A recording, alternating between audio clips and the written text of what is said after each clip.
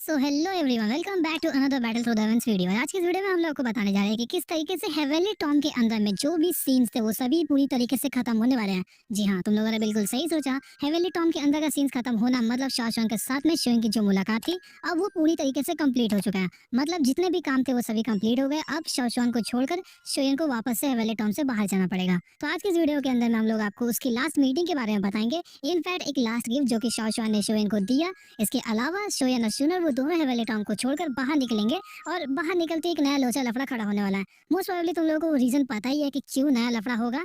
तो चलिए आज की इस वीडियो को बिना किसी देरी के शुरू करते हैं। वीडियो को शुरू करने से पहले मैं आपको एक चीज बता दूं कि मैंने लास्ट में कुछ पूछा है जिस बारे में मुझे थोड़ी सी क्लैरिफिकेशन चाहिए, तो प्लीज उस बारे में आप लोग कमेंट करके जरूर जाइएगा। फिलहाल हम लोग स्टोरी पे फोकस करते हैं। तो जैसा कि मैंने आप सभी लोगों को लास्ट वीडियो में बताया था कि किस तरीके से शोन 8 स्टार दोजन बन चुका था, लेकिन 8 स्टार दोजन बनने के बाद वहाँ पे शाओशुआन बताते हैं कि हेवेली टॉम के अंदर में तुम्हारा दो काफी बड़ा लफड़ा है, तो उसको पहले तो निपटा के आओ। जिस वजह से शाओशुआन के पास में इतना एक्सेस था कि वो हेवेली टॉम के अंदर में कहीं पर भी किसी को भी किसी भी वजह से पहुंचा सकता था, वहां से उठा सकता था। जिस वजह से उसने स्पेशल लिफ्ट को ओपन किया और उसके अंदर में शोएन और शुना एंटर करते हैं उस दोनों बखेड़े के पास में। और वो दोनों बखेड़ा कोई और नहीं था बल्कि हुनिया और हुनली थे। शुन वहां पर पहुंचते ही एक ही झटके में हुनली को मार देता है बिना क्लाइंट टैटू की मदद से। उसके बाद हुनिया के साथ में बस दो ब्लोज एक्सचेंज करता है। सिर्फ एक हमले में हुनिया को उसने वीक किया, दूसरे हमले में उसे खत्म कर दिया। यहाँ तक कि वो दूसरा हमला करता है कि नहीं उस बारे में हम लोग को दिखाया तक नहीं किया।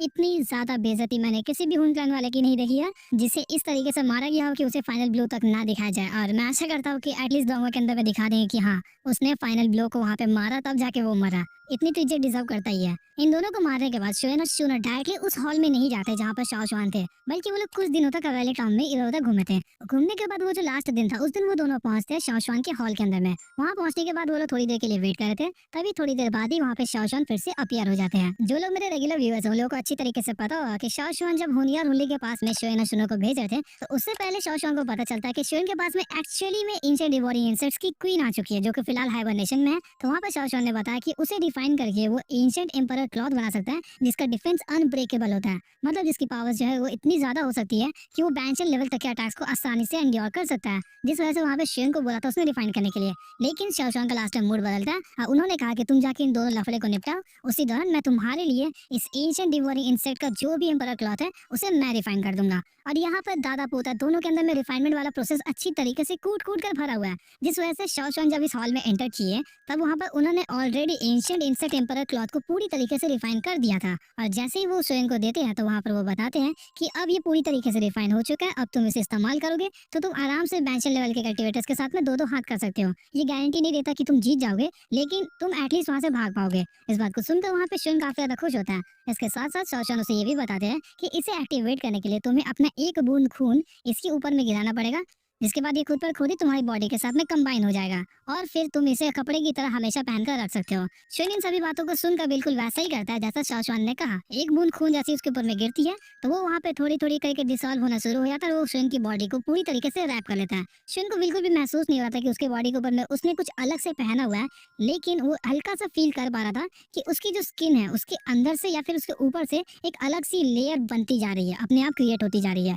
और जैसे ही उसने उसकी पूरी बॉडी को कवर कर लिया उसके बाद शोएन बिल्कुल लाइट वेटेड फील कर रहा था, लेकिन वो अच्छी तरीके से महसूस कर पाता है कि उसके आसपास में एक बैरियर है जो कि किसी भी पावरफुल अटैक को आसानी से रोक सकता है। शोएन अपने इस एम्परर क्लॉथ को देख के काफी ज्यादा खुश था। तुम सभी को अच्छी तरीके से पता हो कि शोएन अभी भी नॉवल समानस के अंदर में बचपन वाली हरकतें करता है, जिस वजह से यहाँ पर वो अभी उस चीज को देख के वहाँ पे काफी ज्यादा खुश था। थोड़ा बचपन में कोई बच्चा खिलौना मिल जाए किस तरीके से उसके साथ खेलता है उस तरीके से वो इस चीज को वहाँ पे फील कर रहा था। तो यहाँ पर शाओशुआन शोएन को उस नजरों से देख रहा था जैसे कोई होता नहीं दादा पोता अपने एक छोटे से डिसेंडेंट को देख रहा हो एक इमोशनल नजरों से। उसे वो फील हो रहा था कि इतने दिन मतलब ऑलमोस्ट 2 साल जो उसने शोएन के साथ यहाँ पर बिताए, भले उन दोनों के बीच में कोई उतना अटैचमेंट भरा मोमेंट नहीं था, लेकिन स्टिल उन दोनों की रगों में एक ही खून दौड़ता है, जिस वजह से उन दोनों के बीच में एक बॉन्ड बन चुका था।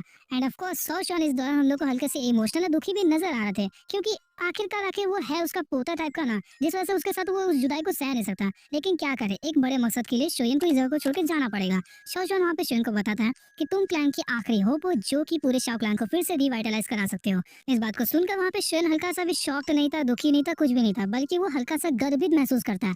गर्भवती नहीं कह रहा हूँ, गर्व मतलब समझ रहे हो ना, प्राइड एंड ऑनर टाइप का वो महसूस करता है, क्योंकि उसके कंधे के ऊपर में एक और बोझ आ चुका था, जो कि था पूरे शाओकान का रिवाइवल। एंड सिस्टर, आपको निराश होने की बिल्कुल भी जरूरत नहीं है, मैं आपकी उम्मीदों पर बिल्कुल भी पानी नहीं फेरूंगा। मैं अपनी तरफ से पूरी कोशिश करूंगा कि पूरी तरीके से शाओकान को रिवाइव करा दूं। इस बात को सुनकर वहाँ पे शाओशुआन संतुष्ट हो गए, क्योंकि शाओशुआन ने एक बार ट्राई किया तो वो फेल हो गया। अगर यहाँ पर शुएन भी फेल हो जाए तो वो कोई बड़ी बात नहीं होगी। एंड स्टिल वो अभी भी इतने ज्यादा खुश थे कि फाइनली वो अपने डिसेंडेंट से मिले हैं। लेकिन उन्होंने आखिरी बार कहा कि शुएन, तुम आखिरी होप हो, तो इस बारे में बिल्कुल भी मत भूलना। इसी बीच शाओशुआन ने बताया कि अब कुछ ही समय में तुम लोगों को वापस से हेवेली टॉम को छोड़कर जाना पड़ेगा। तो इस बात को सुनकर वहाँ पे शुएन हल्का सा निराश हुआ, लेकिन स्टिल वहाँ पे शुएन बताता है कि मैं जल्द ही दोशन क्लास में ब्रेक थ्रू करूंगा, और जब तक ब्रेक थ्रू नहीं करता तब तक मैं आपसे मिलने के लिए नहीं आऊंगा। तो इस बात को सुनकर वहाँ पे शाओशुआन काफी ज्यादा खुश होते हैं कि इस लड़के के अंदर में वो जज्बा है कि वो कुछ कर दिखाने का, जिस वजह से शाओशुआन की नजर में शुएन के लिए इज्जत और भी ज्यादा बढ़ चुकी थी। तब इसी दौरान वहाँ पे शुन ने पीछे से कहती है कि अब वो समय आ चुका है कि हम लोग को हवेली टॉम को छोड़कर जाना पड़ेगा। इस बात को सुनकर वहाँ पे शुएन काफी ज्यादा दुखी होता है, लेकिन स्टिल ये फैक्ट है कि कोई भी हवेली टॉम में 3 साल से ज्यादा नहीं रुक सकता। और जैसे ही शुन ने इस बात को कहा तो उनके पीछे में एक सक्शन फोर्स क्रिएट होता है, स्पेशल सक्शन। तुम लोग को पता होगा कि वैक्यूम क्लीनर सभी चीजों को अंदर की तरफ खींचता है, सेम उसी तरीके का एक स्पेशल सक्शन खुला, जिसने शूनर और शुएन उन दोनों को अपनी तरफ में खींच लिया। जैसे वहाँ पे शूनर और शुएन वो दोनों गायब हो जाते हैं, तो हम लोग को शाओशुआन का लास्ट सीन मतलब लास्ट चेहरा दिखाया जाता है, जो कि एक अलग ही प्राइड एंड ऑनर के साथ में उस जगह वो देख रहे थे जहाँ पर वो दोनों गायब हुए थे। और उनकी नजरों में एक उम्मीद नजर आ रही थी कि ये लड़का जरूर कुछ ना कुछ कर दिखाएगा। तभी इसके बाद हम लोग को सीन दिखाया जाता है गू रीन का, जहाँ पर एल्डर टोंगशुआन खड़े थे, उसके पास में गू क्लैन का एक और एल्डर खड़ा था, जिसका नाम पूरे सीन में हम लोग को नहीं बताया गया। तो वो वहाँ पर एल्डर टोंगशुआन से पूछता है कि अब वो समय आ चुका है जब बाकी सभी के सभी यंगस्टर्स हेवेनली टॉम से वापस आ जाएंगे। तो इस बात को सुनकर वहाँ पे टोंगशुआन बस सर हिलाते बोलते हैं हाँ, थोड़ी देर में वो स्पेशल कैक खुलेगा। तो आज के इस वीडियो को मैं यहीं पे एंड करता हूँ, क्योंकि इन दोनों के बाहर के आने के बाद एक और लफड़ा होने वाला है, जिस लफड़े को मैं किसी और वीडियो में बताऊंगा। आई होप कि आप लोगों को वीडियो अच्छी लगी होगा। अच्छी लगी है तो लाइक करो दबा के। और जो मैं आपसे पूछने वाला था कि मैं क्या करूँ, मुझे किसी ने कमेंट किया कि मैं वीडियो के अंदर में थोड़ी ज्यादा साइड की बातें कर देता हूँ। मैं साइड की बातें इसलिए करता हूँ ताकि हम दोनों एक दूसरे से रिलेटेबल लगे। मैं बीच बीच में पूछता हूँ तुमको कैसा लगा, कैसा नहीं लगा, मुझे ऐसा लगा, मैं अपना रिएक्शन बोलता हूँ।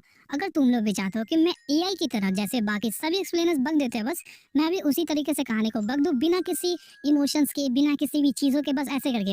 वहाँ पर एक स्पेशल गिफ्ट खुलता है, उसके अंदर से हुनली और हुनली की लाश बाहर आती है। इस चीज को देख के सभी लोग वहाँ पे चौंक जाते हैं। तभी वहाँ पे गोकिंडन का ग्रुप भी बाहर आता है। तभी इस चीज को देख के वहाँ पे सभी लोग चौंके हुए थे, सभी लोग बस सोच रहे थे कि उस कैसे मरा। तभी वहाँ पे इस तरीके का मतलब मैं तो गलती से भी नहीं कर पा रहा हूँ। तुम लोग कमेंट में बताओ कि मैं अपने स्टाइल को फॉलो करूँ या फिर कुछ चीजों की इंप्रूवमेंट करनी है, तो कमेंट में बता दो, मैं इंप्रूव कर दूंगा। तो आई होप कि आप लोग ऐसे सपोर्ट दिखाते रहोगे, और भी ऐसे इंटरेस्टिंग वीडियोस के लिए चैनल को सब्सक्राइब मार लेना। तो मिलते हैं आपसे एक और इंटरेस्टिंग वीडियो के साथ, तब तक के लिए गुड बाय।